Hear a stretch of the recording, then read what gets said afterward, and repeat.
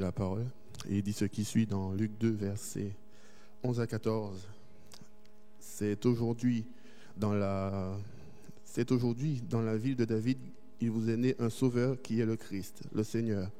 Et voici à quel signe vous le reconnaîtrez. Vous trouverez un enfant emmailloté et couché dans une crèche.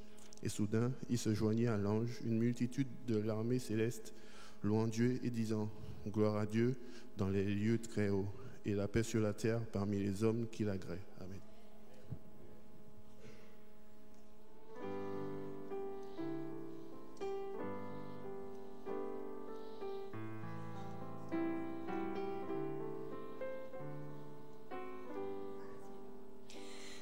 Dans une mangeoire et non dans un berceau.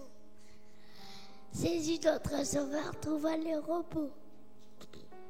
Les étoiles des cieux, fidèles témoins. Regardez cet enfant couché dans le foin. Sois près de moi, Seigneur, j'en sens le besoin. Je veux être toujours digne de tes soins. Bénis tous les enfants, guide notre choix. Forme-nous pour le ciel pour vivre avec toi.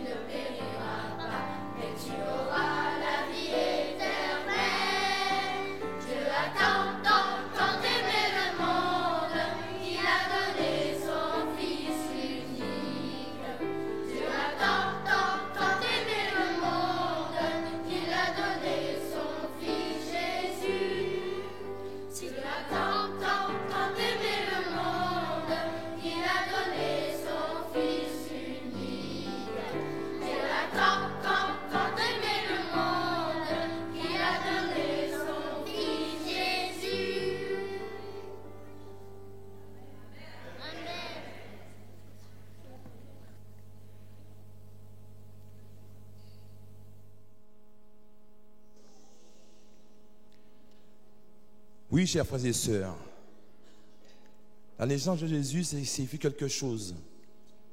La naissance de Jésus a bouleversé le monde, il a bouleversé l'humanité, il a bouleversé l'histoire d'ailleurs, puisque la naissance de Jésus pour l'humanité a été un réconfort, a été tout simplement, comment dirais-je, on peut dire, on savait qu'il y aurait un sauveur, on savait qu'il y avait de l'espoir, mais on savait aussi qu'il y avait de la joie. Donc, tout simplement, la naissance de Jésus a été formidable. D'ailleurs, dans l'histoire de l'humanité, on ne peut pas ne pas parler de Jésus, n'est-ce pas? Lorsqu'on regarde le temps passé, on ne peut prendre référence seulement sur cette naissance. D'accord? On peut parler aussi, Seigneur, de cette puissance qui a été avant et après. Dans l'histoire, on ne peut pas parler, on parle avant Jésus, mais on parle aussi après Jésus. Donc, pour ceux qui ne veulent pas y croire, mais l'humanité, d'une manière ou d'une autre, il est référencé, n'est-ce pas? Par exemple, l'histoire de Noé, avant Jésus-Christ, 1056 ans avant Jésus-Christ, l'histoire de Noé existait, n'est-ce pas? Et maintenant, en 2017 après Jésus-Christ, n'est-ce pas? Le 23, nous sommes ici présents pour louer le Seigneur, n'est-ce pas? Alors, d'une manière ou d'une autre, la naissance de Jésus est une chose formidable. D'ailleurs, ensemble, nous allons lire un verset qui va nous réconforter, qui se trouve dans Luc 2, versets 10 à 11. Qu'est-ce qu'il dit? Mais l'ange leur dit, ne craignez point, car je vous annonce une bonne nouvelle, n'est-ce pas? Qui sera pour tout le peuple le sujet d'une grande joie. C'est aujourd'hui, dans la ville de David, il vous est né un sauveur, qui est le Christ, le Seigneur. Vous savez une chose, du moment où nous vivons, nous ne pouvons pas parler, nous ne pouvons pas ignorer. Ah, bien sûr, on parle de Noël, tout cela. C'est vrai qu'on peut, on voit que c'est en général, c'est des cadeaux dont on parle, n'est-ce pas? Mais nous, chrétiens, nous savons que simplement, que notre Sauveur, on ne peut pas mettre une date spécifique sur cette naissance. On peut dire une chose, il est né. Et c'est grâce à cette naissance si nous avons de l'espoir aujourd'hui. Et ce qui est très intéressant de comprendre, c'est qu'il n'a pas regardé tout ce qu'il avait. Par amour pour nous, un amour que nous ne pouvons pas encore sonder la profondeur et la largeur, tellement il est immense, de comprendre que Jésus a tout abandonné dans le ciel pour pouvoir venir, pour nous sauver d'une mort certaine. C'est vrai que nous sommes voués à l'échec. C'est vrai que nous étions perdus d'avance. Mais cette naissance est bouleversante. Parce que ce n'est pas une naissance comme toutes les naissances. Ce n'est pas une naissance dans un hôpital bien organisé, comme on imagine, n'est-ce pas? Avec aide-soignante, avec tout ceci. Mais nous constatons une simplicité de naissance. On constate que, bien sûr, Auguste César avait demandé au peuple de se recenser, n'est-ce pas? Il avait demandé au peuple de se recenser. Et Joseph, qui était né, bien sûr, à Bethléem, il est parti pour se faire recenser. Vous comprenez une chose, qu'en même temps, on peut constater une chose, les plans de Dieu, ce n'est pas les plans des hommes. Il est parti se faire recenser dans sa ville natale. Arrivé sur place, bien sûr, il demande de quoi s'héberger au aubergiste. Il ne trouve pas de place. Tout est rempli, puisque tout le monde est parti se faire recenser. Alors, bien sûr, l'aubergiste lui propose, bien sûr, les tables où les animaux, où il y a les animaux qui étaient hébergés dans la nuit pour éviter d'être volés. Il est là. Alors, bien sûr, sur le point d'accoucher, il accepte cette condition. Alors, je voulais un moment que vous puissiez imaginer la situation. Vous imaginez un peu l'odeur qui existe dans ce lieu où il existe des animaux. Vous imaginez le vent glacé de la nuit qui berce ce petit bâtiment. Vous imaginez les conditions, un seul instant de cette naissance. Et lorsqu'on imagine qui est né dans cette condition, on constate que c'est le roi des rois. C'est quelque chose de marquant, c'est quelque chose de bouleversant. Mais dans cette histoire, il y a une simplicité que nous devons adapter à nous-mêmes. Des fois dans la vie, nous sommes basés sur nos conforts, n'est-ce pas? Nous sommes assis sur ce que nous avons et nous considérons que nous sommes arrivés au bout. Mais dans cette simplicité, nous constatons que des fois, nous avons besoin de redescendre sur terre. Nous avons besoin de profiter des instants qui sont autour de nous. Nous avons besoin d'aller à l'essentiel. Et Jésus, dans cette simplicité, bien souvent nous prouver que là où que tout le monde fuit, là où tout le monde veut y aller, là, il y a quelque chose de spécial. Où tout le monde rejette parce qu'il y a l'odeur, il y a les animaux. Ah bien là, il y a votre Sauveur qui est en train de naître. Il avait besoin de se descendre sur terre et d'être dans la simplicité totale. Peut-être que c'est les plans de Dieu aussi dans tout cela. C'est à nous de chercher pourquoi cet enfant aussi puissant dont il était est né de quelque part aussi simple. Donc chacun doit entrer en l'intérieur de lui-même et de demander qu'est-ce qu'on a besoin sur terre pour pouvoir avancer. Est-ce que nous ne sommes pas trop attachés sur nos acquis qui des fois nous empêchent d'aller bien loin dans la vie? Cette naissance est une naissance bouleversante. C'est pour ça que nous n'allons pas aller trop loin dans cette application. Nous allons demander aux enfants de nous rejoindre. Mais avant de demander de nous rejoindre, nous allons lire ensemble un verset. Je vous prie de venir me rejoindre. Lisons ensemble un verset qui se trouve dans Philippiens 2, versets 5 à 7.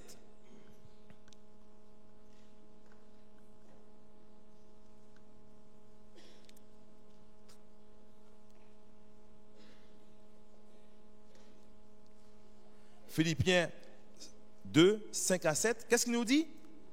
Ayez en vous les sentiments qui étaient en Jésus-Christ, lequel, existant en forme de Dieu, n'a point regardé comme une proie arrachée d'être égal à Dieu, mais s'est dépouillé lui-même en prenant la forme d'un serviteur et devenant semblable aux hommes et ayant paru comme un simple homme. Alors vous comprenez que c'est très important de comprendre cela. Il n'a pas regardé à tout ce qu'il avait, la richesse, le pouvoir, et il est venu pour nous sauver. Vraiment magnifique, magnifique cette situation. Maintenant, nous avons de l'espoir en Jésus-Christ. Laissons la place aux enfants.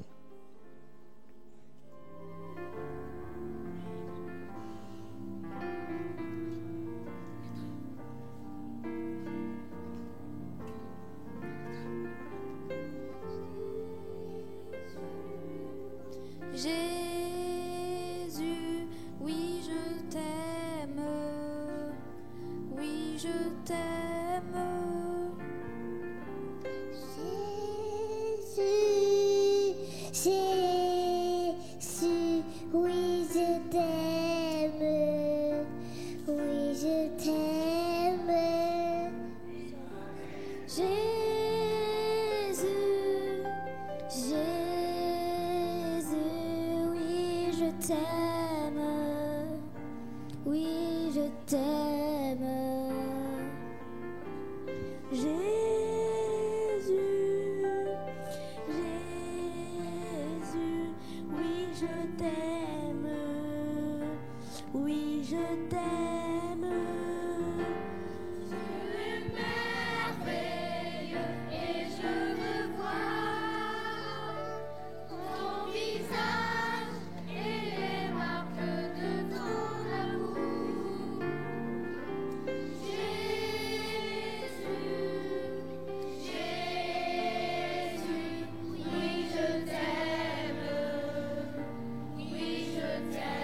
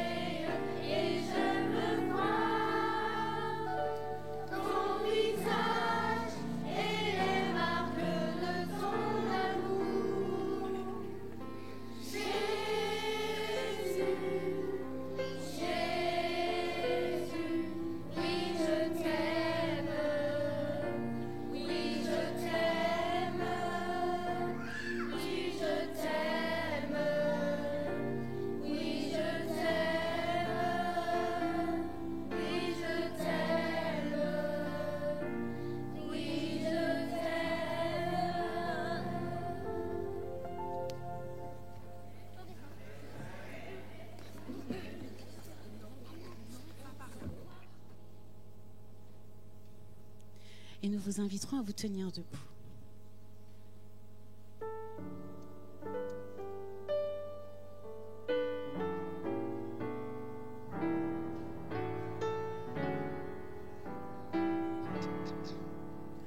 Le Fils de Dieu vint sur la terre, mourir pour moi, car il m'aimait.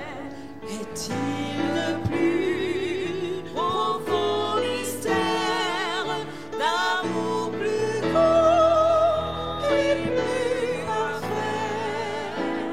Jésus m'a tant aimé. Jésus m'a tant aimé, il fut pour moi crucifié.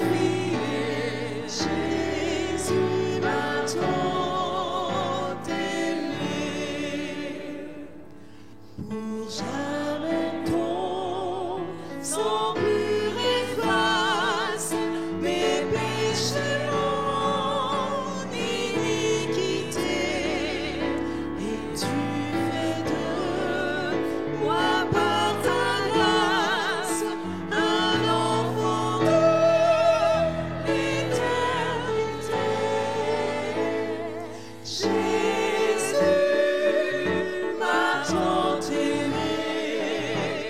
Jésus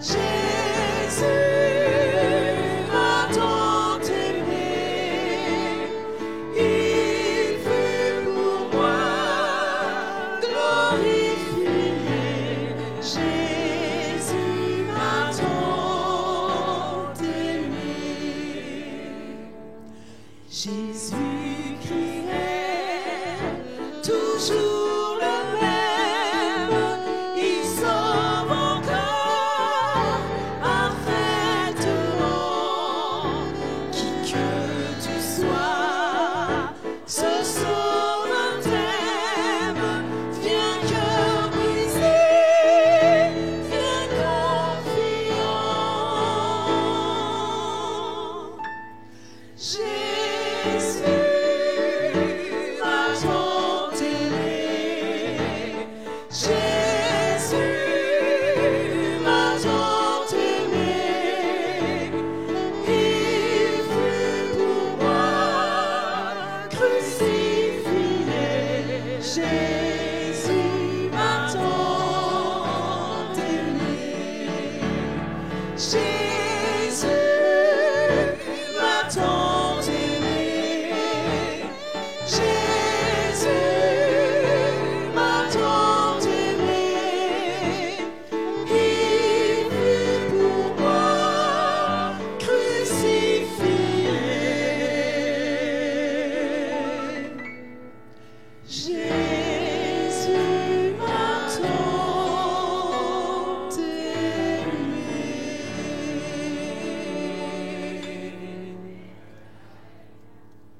Vous pouvez vous asseoir. Disons Amen. Oui. Jésus a tant aimé. Il est très important de pouvoir comprendre dans chaque cœur quelle est la profondeur de cet amour que vous vous donnez à ce sacrifice. Il est très, très important de pouvoir reconsidérer sa vie par rapport à ce sacrifice. Parce que si on analyse exactement ce sacrifice, on comprendra que ce n'est pas n'importe quoi. Ce n'est pas une chose comme cela. Et ce n'est pas une chose qui a été faite pour nos compatriotes, pour nos anciens, mais c'est une chose d'actualité. Et je voudrais lire avec vous un verset que je trouve dans Romains 8, verset 3. Il est écrit, car chose impossible à la loi, parce que la chair la rendait sans force. Dieu a condamné le péché dans la chair, en envoyant à cause du péché son propre Fils dans une chair semblable à celle du péché.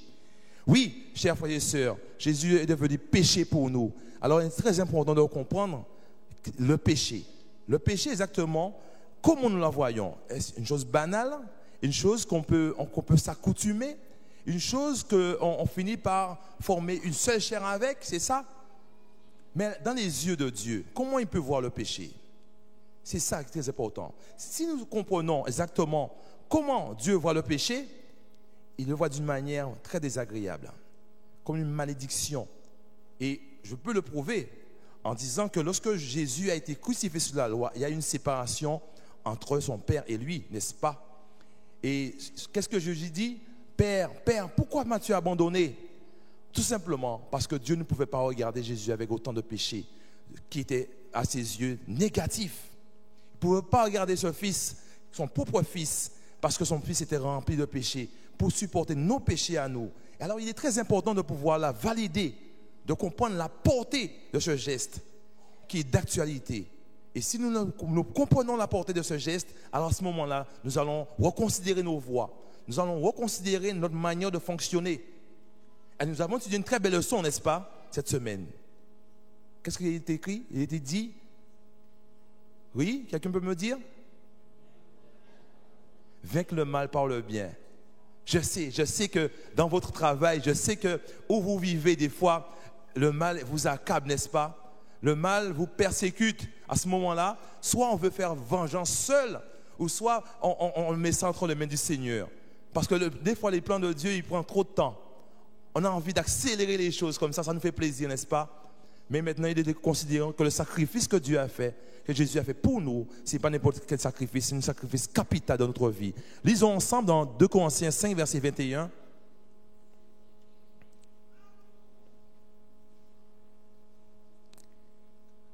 « 2 Corinthiens 5, verset 21 nous dit, « Celui qui n'a point connu de péché, Jésus-Christ, Dieu l'a fait devenir péché pour nous. » N'est-ce pas? C'est d'actualité, ce n'est pas le passé. Ce n'est pas pour nos contemporains dans le passé, c'est pour nous jusqu'à maintenant, afin que nous devenions en lui justice de Dieu. Alors, lorsqu'on parle de justice de Dieu, est-ce que vous comprenez un peu la portée et la puissance de ces mots? Chers frères et sœurs, il est très important de vraiment savoir la valeur qu'on a. si on est conscient de la valeur qu'on a, vous savez une chose, lorsqu'on regarde à la télé les princes et les princesses, qui sont bien sûr des gens qui mènent leur vie, mais je constate qu'ils s'habillent d'une manière spécifique. Je constate qu'ils ont beaucoup de protocoles. Et je constate qu'ils ont une élégance pour montrer qu'ils ne sont pas n'importe qui. Alors vous, qui êtes les enfants de Dieu, à plus forte raison, vous avez encore plus de valeur. En fait, quand je suis en train de constater que nous nous sous-estimons nous-mêmes parce que nous n'avons pas encore compris la valeur que nous avons. Si nous comprenons la valeur que nous avons, nous ne serons pas n'importe qui. Lorsque quelqu'un nous fera du mal, nous allons prier pour cette personne parce que la personne est ignorante de la personne qui est en train de faire du mal. Vous comprenez? Nous n'allons pas entrer, être miroir. Ça veut dire qu'on me fait du mal, je fais la même chose? Non. Nous avons de la valeur. Tu me fais du mal, je prie pour toi parce que tu ne sais pas qui tu fais du mal. Je suis l'enfant du Seigneur. Je suis un prince, je suis une princesse. Vous comprenez le comportement? C'est comme ça que nous devons agir. Lorsqu'on connaît sa valeur, on a un comportement différent parce qu'on sait que Christ a été crucifié sur la croix pour nous. Alors à ce moment-là, nous acceptons ce sacrifice. Et lorsque nous acceptons ce sacrifice, nous sommes sauvés en Jésus-Christ. Plus de souffrance, plus de regards inquiets dans notre vie. Nous sommes libérés. Je ne dois pas me battre pour pouvoir avoir la vie éternelle. Je suis sauvé parce que j'ai accepté Jésus-Christ dans ma vie. Parce que je connais la valeur de ce sacrifice. Je sais comment il a souffert. Mais la souffrance la plus profonde, c'est la séparation avec son Père. Personne ne peut comprendre cette séparation. Tout le monde va le lire vite fait dans la Bible. Mais imaginez un seul instant cette séparation. La portée de cette séparation qui n'avait jamais eu lieu auparavant. Cette séparation-là, personne ne peut la coter. Personne ne peut la comprendre ce que c'est exactement. Mais la séparation a été forte. Dieu, pourquoi m'as-tu abandonné? C'est le seul moment qu'il pleure. Parce que c'est puissant cette séparation-là. Il est important de pouvoir la comprendre. 1 minute pour l'analyser et 2 heures, des jours pour la comprendre. Vous comprenez? Nous allons lire encore un verset qui se trouve dans... Pendant que je lis ce verset, je demanderai bien sûr aux jeunes de se préparer. C'est accéléré pour vous, à se faire revenir, mais ce n'est pas grave. Au nom de Dieu, on fait des espoirs, n'est-ce pas? Galates 3, verset 13. Disons ensemble ce verset pendant que les jeunes sont en train de venir, les enfants du Seigneur. Hein. N'est-ce pas magnifique? Nous devons quand même les encourager. Hein. Ce n'est pas n'importe quoi. Et encourager aussi les parents qui étaient là pour pouvoir les ramener souvent pour l'entraînement. Franchement, c'est une chose magnifique. Ça va? C'est bien. Lisons ensemble Galates 3, verset 13. Christ nous a rachetés de la malédiction de la loi, étant devenu malédiction pour nous. Car il est écrit, maudit est quiconque est pendu au bois. La condamnation du péché dans le corps de Jésus nous donne la bénédiction pour l'éternité. Amen. Alléluia. Jésus revient bientôt. Amen. Il nous l'a promis, n'est-ce pas? Es-tu prêt pour l'accueillir? Tu vis ta vie sans te soucier du lendemain. Tu vis ta vie et tu te sens heureux. Tu te crois libre, mais loin de là, tu es esclave. Esclave de tes biens, esclave de ce monde. Mais tu sais une chose, seul Jésus pourra te rendre libre. Oui, bientôt, très bientôt, nous allons voir notre Seigneur.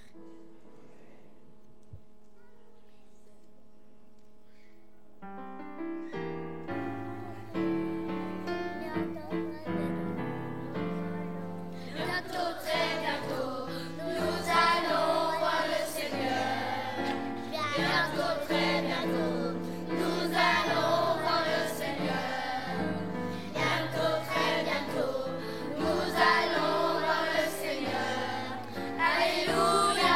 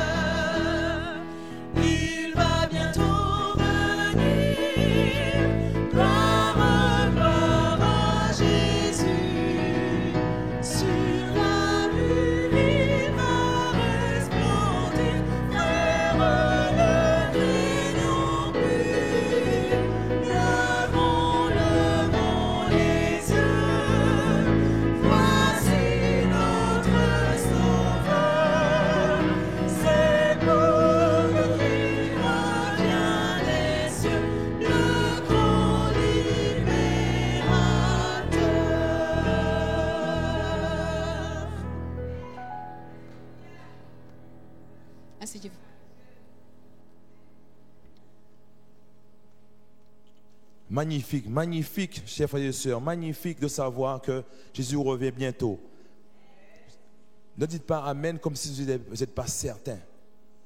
Parce qu'il est très important. Je me sers de cet Amen pour pouvoir vous dire que lorsque nous analysons ce qui se passe autour de nous, lorsque nous sommes vigilants, c'est très important parce que ça nous permet de nous dire qu'il est très important de pouvoir lire la Bible, pouvoir discerner ce qui se passe autour de nous, les signes. Vous savez, le peuple de Dieu meurt par faute d'ignorance parce qu'ils vivent leur vie et n'analysent pas. Mais lorsque nous sommes vigilants, lorsque nous sommes attentifs, nous pouvons voir des signes. Et ça se peut que peut-être dans l'île de France où nous habitons, nous n'avons pas de signes. Mais si nous cherchons bien, nous allons savoir que dans les quatre coins de la terre, parce qu'il existe d'autres pays, il existe l'Australie, il existe d'autres contrées, il y a des signes qui réveillent un peu chacun. Parce qu'on appelle ça l'église du reste. Vous savez, le reste, il y aura beaucoup d'appelés, mais très peu d'élus. Je voudrais vous dire une chose. Il est temps, n'allez pas dire que, oui, mon père disait que Jésus allait revenir, que ça fait longtemps. C'est très important de comprendre que ça crée en nous un relâchement. Ça crée en nous, comment dirais-je, une habitude, une accoutumance à fonctionner parce que mon père disait cela, mon grand-père disait cela, et mes enfants, je les répète ça. Il n'y a rien qui se passe. Jésus ne revient pas. Jésus ne voit pas qu'il y a des gens qui meurent ici et là, il y a des inondations, il y a des guerres, il y a tout cela, et il ne revient pas. S'il aimait ces gens-là, il serait revenu. Mais est-ce que toi, tu es prêt? Parce que Jésus use de patience, parce qu'il ne veut pas perdre ses enfants. Vous savez une chose? Il est très important de comprendre que lorsque nous voyons toutes ces choses, c'est des signes pour nous dire, continue le combat. Mon père, il est mort avec le Seigneur. Je me rappelle, il me disait, Jésus revient bientôt. Mais il est mort dans les bois du Seigneur. Et lorsque Dieu promet que lorsqu'il reviendra, qu'est-ce qu'il a dit? Les morts en Christ ressusciteront premièrement. Ça me donne de l'assurance. Parce que vous savez pourquoi? Nous allons lire un verset ensemble. Jean 14, versets 1 à 3.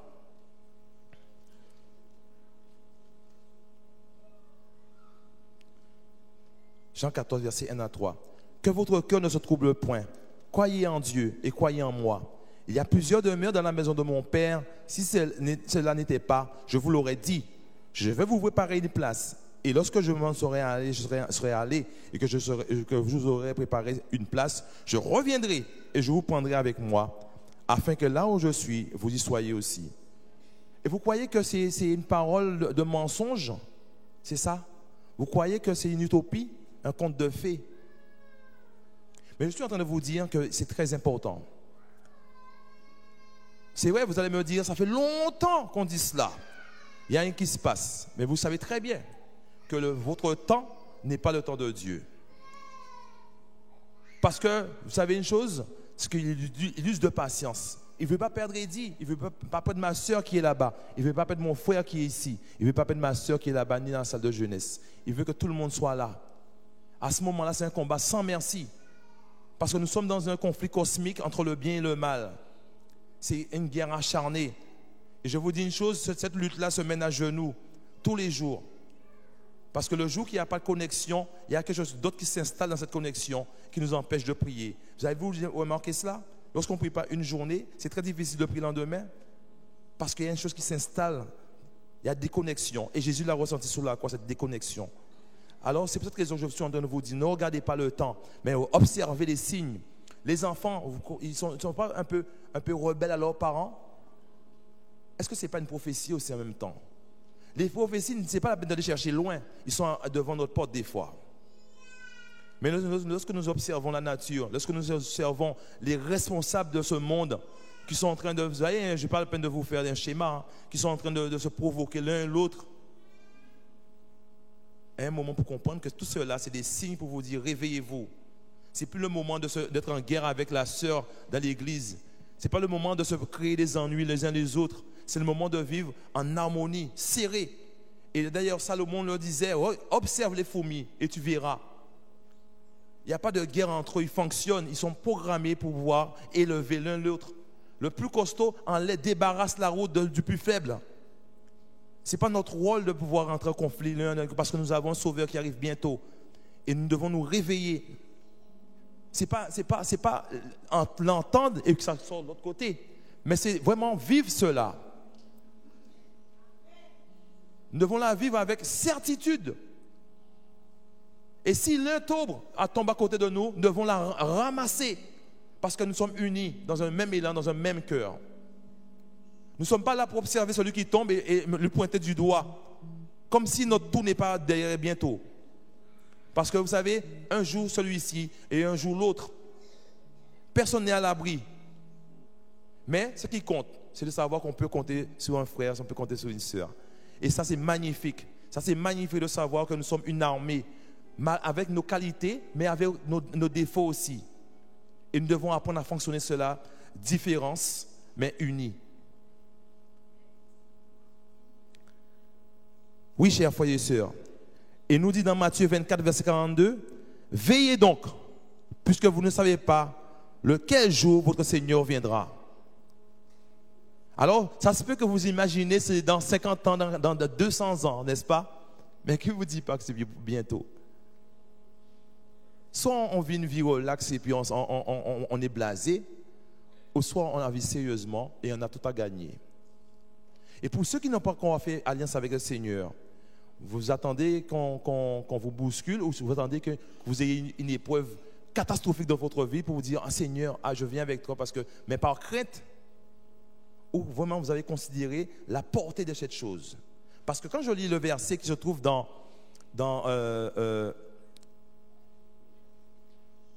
Jean 14, il dit, ne vous troublez pas. Mais en même temps, je me pose la question. Parce que Christ revient pour enlever ceux qui sont avec lui, ceux qui ont fait alliance avec lui. Et ceux qui n'ont pas fait alliance, quel leur sort? Ça se peut que c'est une sœur, ça se peut que c'est un frère, ça se peut que c'est ma femme, ça se peut que c'est mon fils, ça se peut que c'est ma fille. Tu n'as pas fait alliance avec le Seigneur parce que tu considères que ce monde-là a plus à te donner. Tu considères qu'avoir des amis ici et là, c'est meilleur. Mais au fond, ils auraient bien voulu que toi-même, tu les emmènes à Christ pour lui dire qu'il y a un sauveur qui t'aime.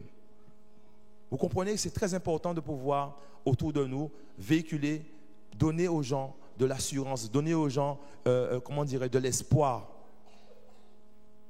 Mais c'est vrai que nous vivons notre vie tous les jours et nous constatons que pour nous, c'est une bonne chose. Mais c'est là le piège, car l'ennemi, il est redoutable. Il s'adapte en fonction des générations. Il n'est plus là pour nous faire peur, mais il est là pour nous empêcher de prier. Il est là pour nous empêcher de communiquer, d'avoir une bonne relation. Il est là pour nous distraire ici et là. Parce qu'il ne va plus venir nous faire peur comme si avec des cordes nous faire peur. C'est fini ça, mais c'est une manière subtile. Il pénètre notre vie, il pénètre notre couple, il pénètre tout. Et il met du désordre. Et une fois qu'il a mis ça, qu'est-ce qu'il est heureux? Et nous laissons faire parce que nous considérons que c'est une bonne chose. Mais il est temps de se ressaisir. Il est temps de comprendre que ce que Dieu espère de nous, c'est que nous puissions nous rassembler ensemble et former un seul peloton, un seul groupe pour pouvoir lutter et crier à tout le monde que Jésus revient bientôt. Fini la discrétion, fini de se rassembler en catimini, dans un petit groupe et puis croire que c'est comme cela. C'est vrai que nous serons ridiculisés, nous avons peur du ridicule, n'est-ce pas? Mais quand nous sommes en famille, il y a ceux qui ne savent pas danser, mais ils dansent quand même, n'est-ce pas? Et même s'ils ne savent pas danser, mais ils n'ont pas peur du ridicule. Ils dansent quand même. Alors pourquoi avoir peur des autres de dire que Dieu revient? C'est normal. L'ennemi va toujours envoyer quelqu'un pour te ridiculiser. Mais lorsqu'on dort la nuit, on a une joie profonde parce qu'on a parlé. Et vous savez, la parole de Dieu ne reste jamais sans efficacité. La personne que vous avez dit, qui vous a rigolé envers vous, mais dans 5 ans, vous le verrez un jour se donner à Christ, vous ne comprendrez jamais rien du tout. Parce qu'un jour, Dieu va dire, tu te rappelles, quelqu'un vient te parler. Dans son sommeil, Dieu va le réveiller. Il va dire, tu te rappelles, quelqu'un t'a parlé de moi, mais dans les temps. Et on sera surpris. Moi qui t'ai amené à l'église. Mais ça fait 5 ans que tu avais parlé de Dieu. Ça fait 10 ans que tu m'avais parlé de Dieu et j'avais rigolé. Maintenant, je crois que Dieu est un Dieu merveilleux. Alors, n'ayez pas peur du ridicule. Dites que Dieu revient bientôt. Et ce n'est pas une utopie, ce n'est pas un conte de fées, c'est une réalité. Ensemble, nous allons lire un verset qui se trouve dans 2 Pierre 3, versets 8 à 9. Et ce verset-là, c'est pour vous dire que le temps de Dieu n'est pas votre temps. Parce que c'est ça qui nous empêche de vraiment de faire alliance avec lui. Parce que nous estimons que depuis le temps qu'on parle de Dieu, Dieu n'est pas encore présent, Dieu n'est pas encore arrivé. Mais mon père est décédé, mais je vais décéder. Peut-être que combien de générations qui vont décéder. Mais est-ce qu'on peut interpréter cela avec Dieu? Dire que Seigneur, depuis longtemps, depuis autant d'Abraham, tu parles de Dieu, depuis autant de Noé, depuis autant de Jésus, de Job, de cela. C'est ça votre référence. Mais nous allons lire ce verset-là ensemble. Mais il y a une chose, bien-aimée, que vous devez savoir, que vous ne devez pas ignorer. C'est que devant le Seigneur, un jour est comme 1000 ans, et 1000 ans sont comme un jour. Le Seigneur ne tarde pas dans son accomplissement, dans la promesse, comme quelques-uns le croient. Mais il use de patience envers nous, ne voulant qu'aucun périsse, mais voulant que tous arrivent à la repentance. Oui, chers frères et sœurs, nous devons aller à la repentance. Tout le monde ici a besoin de repentance, sans exception. Il n'y a pas un meilleur que l'autre, mais tous ont un optique, c'est d'être sauvés un jour. Nous devons reconsidérer nos voies. Moi, je dois reconsidérer ma voie. Moi, je dois faire un effort. Mais nous devons faire des efforts. Parce que regardez votre passé et regardez votre avenir. La manière dont vous étiez avant, maintenant vous êtes encore meilleur. Mais vous devez être encore meilleur. Parce que vous avez encore de la route avec le Seigneur. Tous les jours, allez au pied de la croix. Vous allez comprendre que les choses que vous aimez, ils vont tout d'un coup devenir pour vous, comment dirais-je, éloigné. Parce que vous ne pouvez plus supporter cela. C'est ça le sacrifice de Jésus. C'est ça. Parce que le Christ, il a souffert. Il a souffert pour nous, par amour, un amour qu'on ne veut pas sonder la profondeur, comme j'ai dit. Et il ne l'a pas fait d'une manière, comment dirais-je, désintéressée. Il l'a fait volontairement. Alors son retour sera magnifique. Et mon souhait, c'est que vous soyez tous là pour l'acclamer. Parce que vous le méritez. Vous le méritez parce que vous êtes ses enfants. Et ne laissez personne vous faire croire le contraire. Parce que nous devons nous soutenir les uns les autres. Peut-être que je rêve, peut-être que c'est une vision qui n'est pas possible. Mais je considère que nous avons un potentiel énorme, c'est de nous étayer les uns les autres. Nous avons des préjugés, n'est-ce pas? Nous avons des préjugés parce que nous avons une manière de voir les gens et nous les classons. Mais il est temps de pouvoir regarder l'autre avec ses qualités, non ses défauts.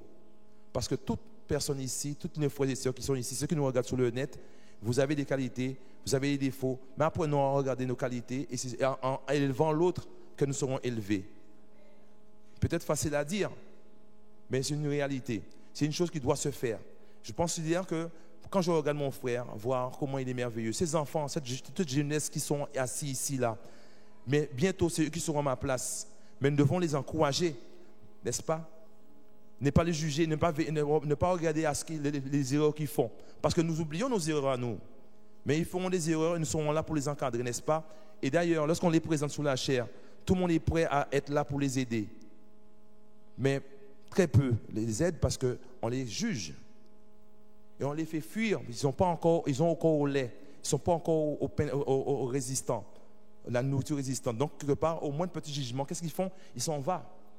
Ils s'en vont exactement. Donc, quelque part, nous devons être là pour pouvoir les encadrer.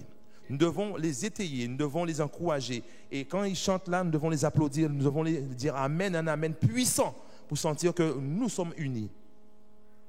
Parce que c'est eux qui vont nous représenter demain. Et je les aime beaucoup. Et je pense que c'est pareil pour vous. Que Dieu vous bénisse pleinement et que nous puissions vraiment profiter pleinement de ce retour et en espérant avec sincérité, avec détermination, ne pas rater ce rendez-vous avec Christ, mais que nous soyons tous présents et que nous devons faire alliance. Mais nous devons aussi en même temps, dans ce retour, chercher la paix les uns avec les autres. Nous ne pouvons pas fonctionner en tant que chrétiens avec de la rancune dans le cœur.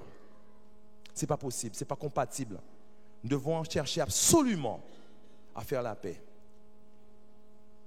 Nous devons absolument être en harmonie avec celui qui est assis à côté de nous.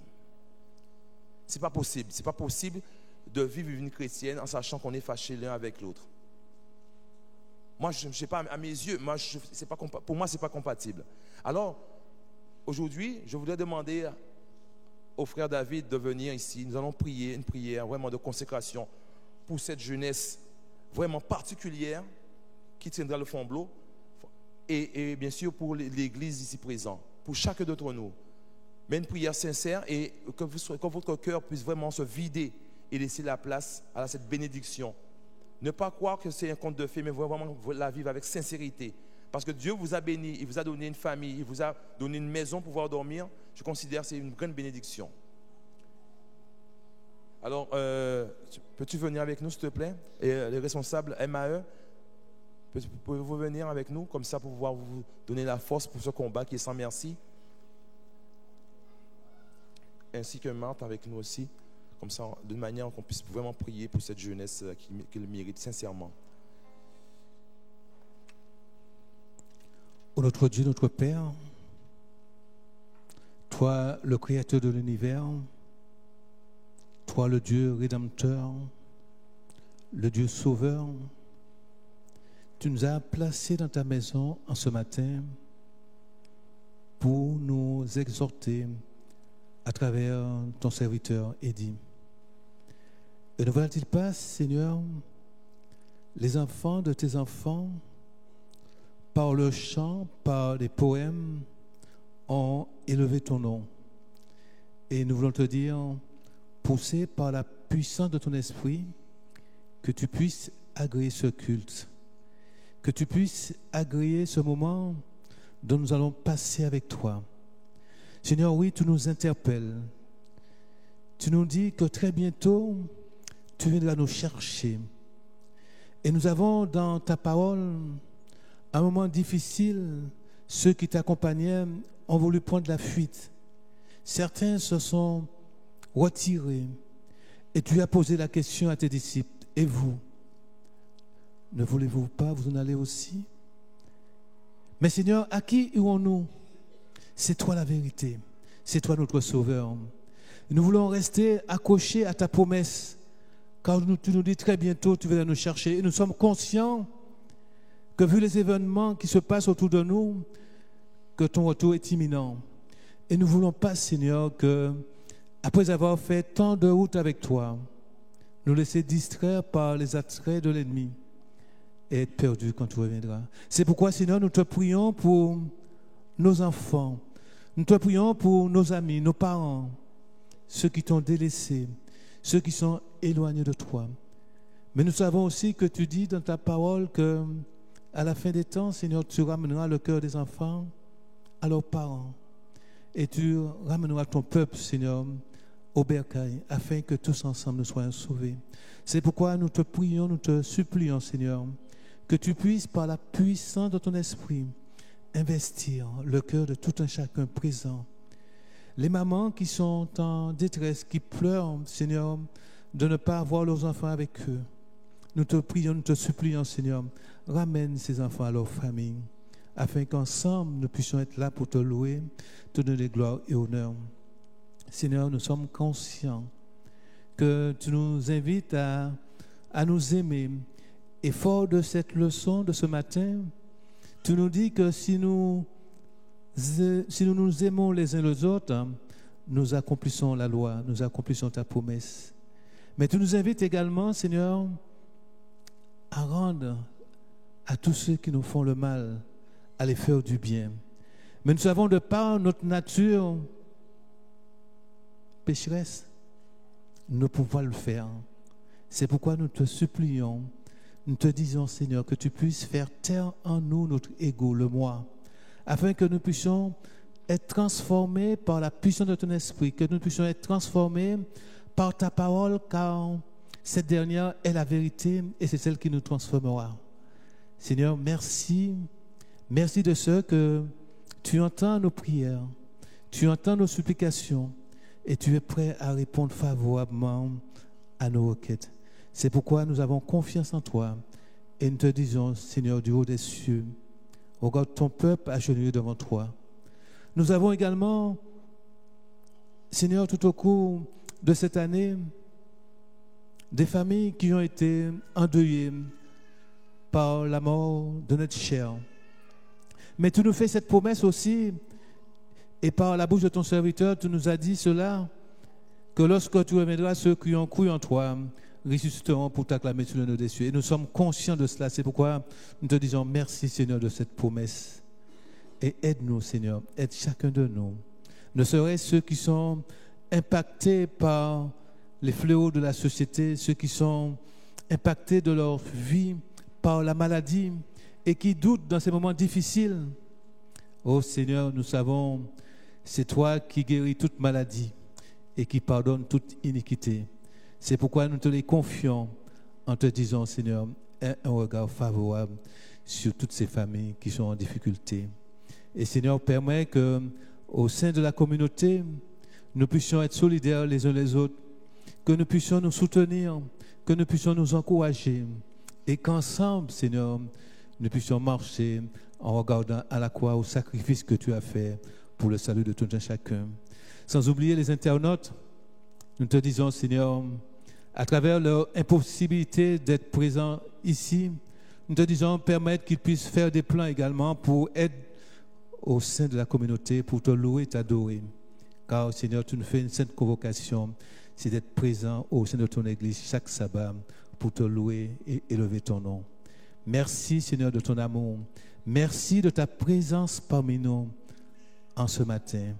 Et permets que nous puissions faire silence dans nos cœurs afin que la puissance de ton esprit puisse nous transformer et que ce jour soit un jour mémorable, un jour où tu nous as fait prendre conscience que ton retour est imminent et que nous devons être prêts lorsque tu reviendras. Aide-nous à vraiment, Seigneur, nous accrocher à ta promesse, à cette promesse, et que chacun de nous présente ici, ainsi que notre famille respective, soit réunis pour ce grand jour. Merci de nous avoir écoutés et merci de nous avoir exaucés, car je t'ai prié au nom de ton Fils Jésus, et que toute gloire te revienne et que ta volonté se fasse. Amen.